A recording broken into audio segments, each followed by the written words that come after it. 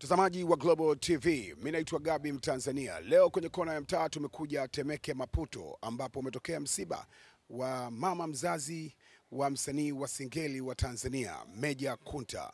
Kana mimi uweze kufahamu nini chanzo cha kifo hicho. Nyuma ya kamera anaitwa Zakaria Master Gamondi. Kwanza Meja, pole sana kwa msiba. Asante sana bro. Na taarifa hii ya msiba upande wako ilifikaje? Labda mama, nini kimesababisha kifo chake? Kwa taarifa ambazo nilipata, simu ya kwanza nilipigiwa na rafiki yake ambaye alikuwa yuko naye, kwa sababu alikuwa Dar es Salaam, alikuwa nje ya Dar es Salaam. Kwa mtu ambaye alikuwa naye alinitafuta saa 9 na kunipa taarifa kwamba mama amefariki. Kwa sikuwa na jinsi tena, ikabidi nianze kuwacheki wazazi, jikaze, ndio hivyo, kwa sababu mimi kwa upande wa mama mimi ndo mwanaume peke yangu. Kwa sasa sina budi kukaza, kwa sababu wote walobaki ni wanawake na kila mtu ananiangalia mimi. Kwa nilipopata taarifa ya msiba ikabidi niinuke, basi mpaka sasa hivi. Na chanzo cha kifo chake labda kama ushakipata, kifo chake kimesababishwa na nini? Bi mkubwa alikuwa anaumwa au ni kitu gani? Kwa taarifa ambayo nilipewa na mtu ambaye alikuwa naye karibu, kwamba alikuwa anafanya kazi usiku. Alikuwa sio anafanya nini, lakini ni mambo ya kupika pika. Sasa ghafla akawa ameanguka. Kwa wenzake wakamwahi, akaitwa daktari kumkaribia, akawa tayari amesha. Kwa ni kitendo kama cha dakika 20 tu. Na kifo hicho kimetokea akiwa wapi? Alikuwa yuko mkoani, alikuwa Dar es Salaam. Yaani hakuwa Dar es Salaam, hakuwa nyumbani, alikuwa yuko mkoani. Kwa hata sasa hivi wenyewe tunasubiria mwili utoke huko uje Dar es Salaam, tupeleke Temeke and then tufanye taratibu za mazishi kesho saa 7. Na mazishi mmepanga kesho saa 7, labda yanafanyika kwenye makaburi gani? Hapa Yombo nini Temeke, hapa chini ukipandisha kuna sema wanaita Yombo Dovia. Makaburi ya 6. Makaburi ya 6, yes. Na mazishi yanafanyika yakitokea hapa nyumbani. Yeah, tutatokea hapa kuelekea makaburi ya 6. Na mara ya mwisho labda kuzungumza na marehemu mama yako kabla ya kifo chake ilikuwa lini na mlizungumza kitu gani? Tunaongea karibia siku zote. Nakumbuka juzi ndio ilikuwa mara ya mwisho. Kwa sababu hata jana alinipigia before ya kifo. Sema mimi nilikuwa mbali na simu. Kwa hiyo niliona missed call. Kama saa 7 hivi. Sasa mimi na mama tunaongeaga usiku. Anajua muda wangu wa kuamka ni usiku, ndio nakuwa niko macho. Kwa hiyo tuliongea usiku juzi yake ambao ndio jana. Kwa hiyo hata mimi nilishangaa kwa sababu sikujua, kama sikupata taarifa yote kama mama anaumwa wala yeye kuniambia. Na mama yako amewaacha watoto wangapi?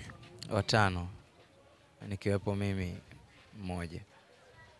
Na wengine 4. Wote mkiwa kwa baba mmoja? Mimi na babangu na dada zangu na babao. Mimi niko peke yangu. Lakini mama alikuwa ni mama wa namna gani kwa watoto wake wote 5?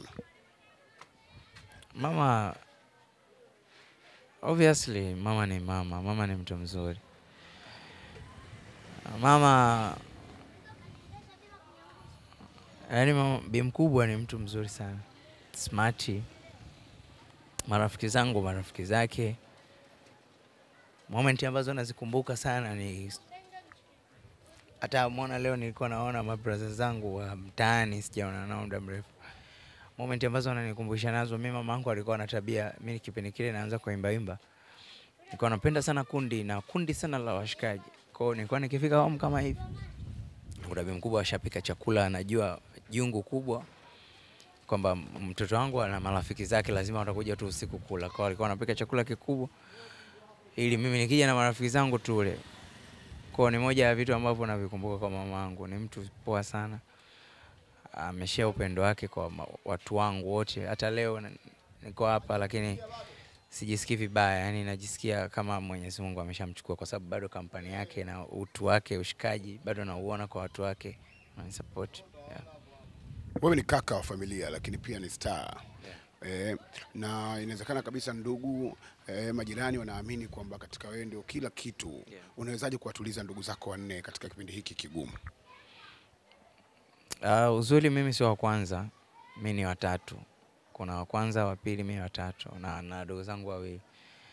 Lakini kwa sababu mimi ni wa kiume, kwa najitahidi kuzungumza nao kwenye kuwaweka kwenye good way, kwa sababu kuna kulia, kuna kuhuzunika.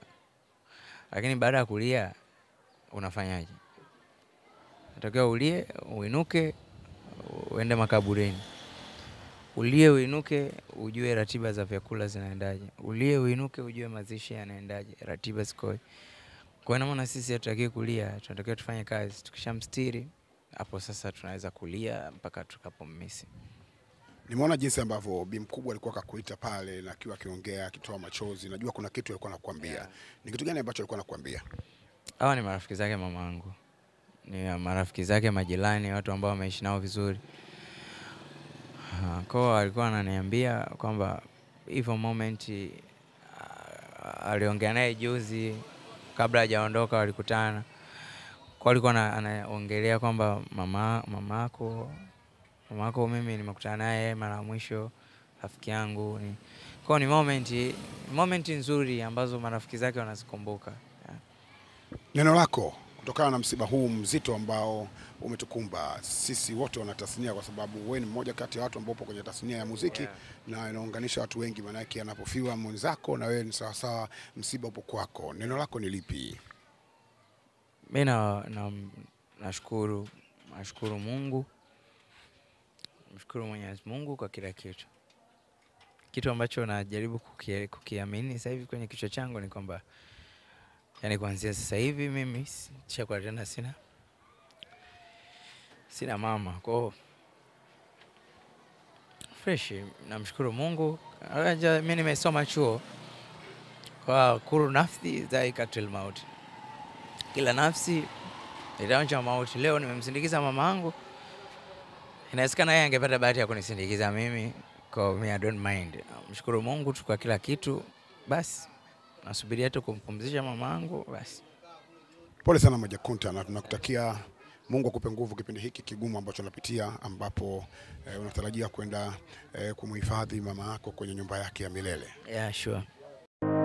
Ili kuwa mwanafamilia bora wa Global TV, usisahau kusubscribe, like, kushare na kucomment. Baada ya kusubscribe, bonyeza alama ya kengele ili kupata taarifa kwa kila video inayopanda Global TV Online.